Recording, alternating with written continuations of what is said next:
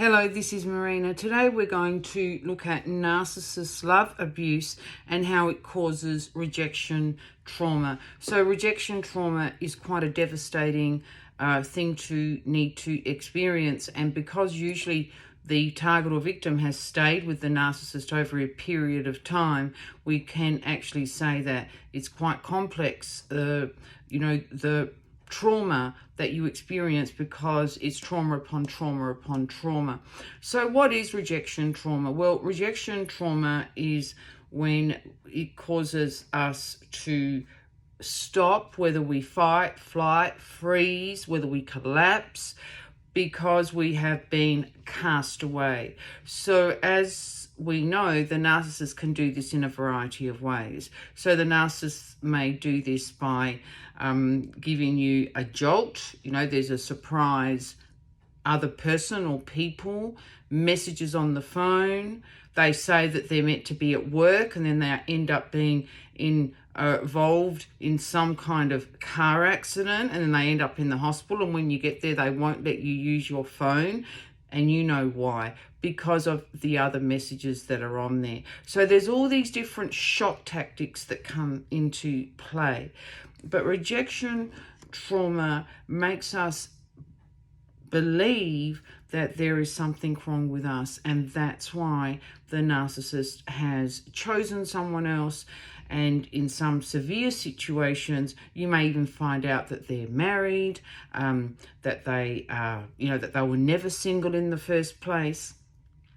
The narcissist can also cause rejection trauma, which can leave you in a state of shock when they ghost you. So then out of the blue, they, there's just no contact.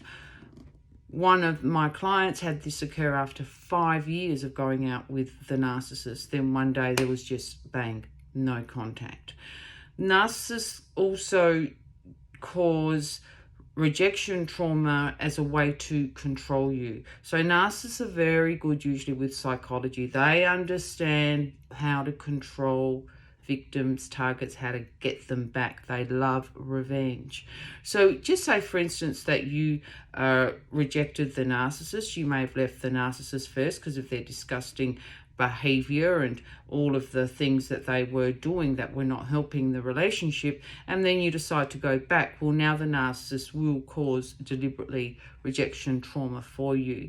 And so it's just like you're just involved in this cycle. But rejection trauma truly puts us in a frantic state. It makes us scared. What's going to happen next? Why did that happen? It can make us try really, really hard not to have the abandonment occur. So this is often why victims or targets do collapse and do go back.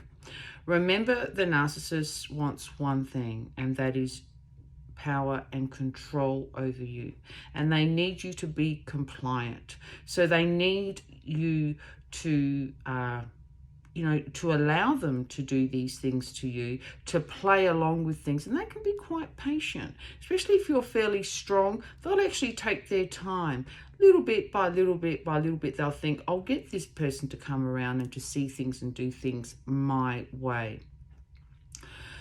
Rejection trauma needs to be healed, because you will take it with you again and again. Or you may find you isolate, you feel abandoned.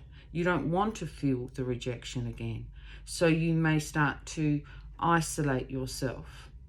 The most important thing with this whole thing with healing from narcissist love abuse is that we need to heal up our own unprocessed traumas, life events, and we actually need to start to not normalize narcissist love abuse. You actually have to not even call it love. You just have to say that if I enter into any type of arrangement with this person, I know that I will be abused. People who love you do not treat you the way that a narcissist does, by deliberately causing you rejection trauma, by deliberately going with other people again and again and again, and not only that, wanting you to see it, by smearing your name.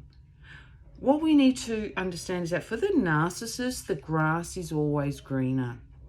So although you may feel the narcissist has committed to you, what you need to remember is that the narcissist is always looking for the next best option, always, even when they're married to you, even if you're living with them, even if you've been with them for 10 years, 20 years, there's always something better out there. All right, so, once upon a time, a narcissist asked me, do you love me? And I said, maybe, but I love me more. And that's where you have to get to. You have to love yourself more than what you love the narcissist. So important. Because if you do that, then you're going to start making different choices. Bye for now.